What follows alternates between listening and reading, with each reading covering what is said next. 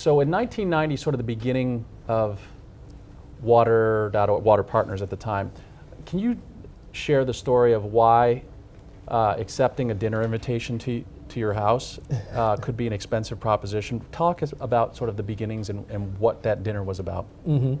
So I think from your reading up, you were probably talking about that first fundraising dinner that we did. Yeah. So when I was in the consulting engineering job, I was trying to kind of maintain my sanity and maintain the connection to this type of work. So basically invited family and friends to come to this Thanksgiving dinner, which was the day after Thanksgiving in 1990. And just sent out a letter saying I wanted to raise funds for this community, El Limon in Honduras, that needed a water system. And that dinner, we raised about $4,300. About 100 people showed up. And that really was the initial foundation for Water Partners. And then it's grown ever since that. And so those first few years were all about these fundraising dinners because we didn't have any startup grant. We didn't have any angel investor. All we had was some passion and kind of a soapbox. And that's the only way we knew to raise funds was to throw a fundraiser.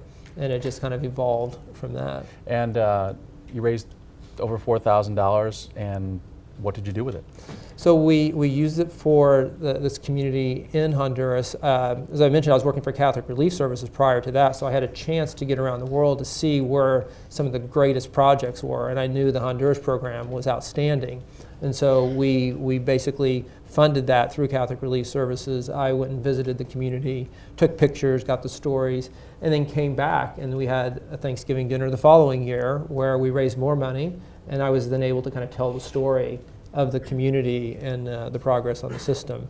So it started off as a very kind of high-touch grassroots effort to kind of build the revenue.